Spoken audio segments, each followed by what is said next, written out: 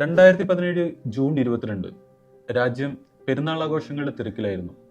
ഖുർആൻ മനഃപ്പാടമാക്കിയതിന് ഉമ്മ നൽകിയ സമ്മാനത്തുകയുമായി പുതിയ കുപ്പായമെടുക്കാൻ ഡൽഹിയിലേക്ക് പോയതായിരുന്നു ആ 16-കാരൻ. എന്നാൽ ഏറെ സന്തോഷത്തോടെ എടുത്ത പുത്തനുടുപ്പണിഞ്ഞ് പെരുന്നാൾ കൂടാനുള്ള ഭാഗ്യം അവനുണ്ടായില്ല.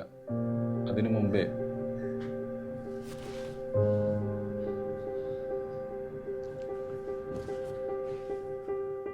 ഡൽഹി സദർ ബസാറിൽ നിന്ന് സാധനങ്ങളും വാങ്ങി മടങ്ങുകയായിരുന്ന ഹരിയാന സ്വദേശി ജുനീദിനെയും സഹോദരങ്ങളെയും ഒരു കൂട്ടം ഗോരക്ഷാ ഗുണ്ടകൾ ട്രെയിനിൽ വെച്ച് ആക്രമിച്ചു. അവരെ സീറ്റിൽ നിന്ന് എഴുന്നേൽപ്പിക്കാനും വംശീയമായി അധിക്ഷേപിക്കാനും തുടങ്ങി.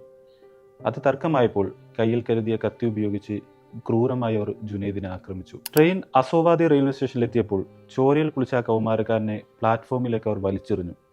ആ റെയിൽവേ സ്റ്റേഷനിൽ ചോര വാർന്നവൻ മരിച്ചു വീണു. ചോര വാർന്ന ആ ശരീരം റെയിൽവേ പ്ലാറ്റ്ഫോമിലേക്ക് എറിയപ്പെടുമ്പോൾ ഒരു രാജ്യം അതിന്റെ ജനാധിപത്യത്തെ കൂടിയാണ് അവിടെ കൊന്നുതള്ളിയത്. ഇതൊരു ഒറ്റപ്പെട്ട കൊലപാതകമായിരുന്നില്ല. മോദി സർക്കാരിന്റെ ഭരണത്തിന് കീഴിൽ ഇന്ത്യയിലെ മുസ്ലിം ജനവിഭാഗത്തിന് നേരെ ആസൂത്രിതമായി അഴിച്ചുവിടപ്പെട്ട ആൾക്കൂട്ട ഭീകരതയുടെയും വിദ്വേഷ രാഷ്ട്രീയത്തിന്റെയും തുടർച്ചയായിരുന്നു ഇത്. പശുവിന്റെ പേരിലും മതത്തിന്റെ പേരിലും മനുഷ്യർ തെരുവിൽ വേട്ടയാടപ്പെടുമ്പോൾ ഭീതി ഭരിക്കുന്ന രാജ്യമായി ഇന്ത്യ മാറി. ഭരണകൂടത്തിന്റെ നിശബ്ദതയും സംരക്ഷണവും ഈ അക്രമികൾക്ക് പരസ്യമായി ലൈസൻസായി മാറി. നീതി നടപ്പാക്കേണ്ട സംവിധാനങ്ങൾ നിസ്സംഗരായി നോക്കി നിന്നു. ഷഹീദ് ജുനൈദ് ഖാന്റെ കൊലപാതകം നടന്ന് 9 വർഷം പിന്നിട്ടിട്ടും ഈ പ്രതികളെല്ലാം തന്നെ നിയമത്തെ തന്നെ വെല്ലുവിളിച്ച് പുറത്തിറങ്ങിയിരിക്കുകയാണ്.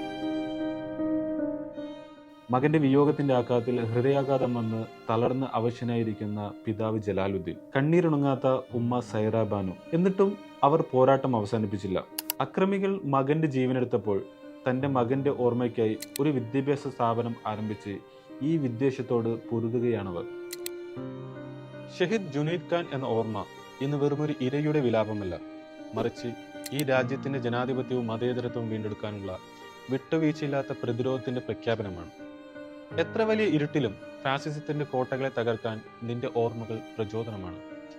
വിദ്വേഷത്തിന്റെ നെഞ്ചിലേക്ക് വിരൽ ചൂണ്ടി നീതിക്കായി പൊരുതുന്ന മനുഷ്യരോടൊപ്പം ചേർന്ന് നിൽക്കാൻ യാ ഷഹീദ് ജുനൈദ് നിങ്ങളുടെ പുഞ്ചിരിക്കുന്ന ആ മുഖം മാത്രം മതി.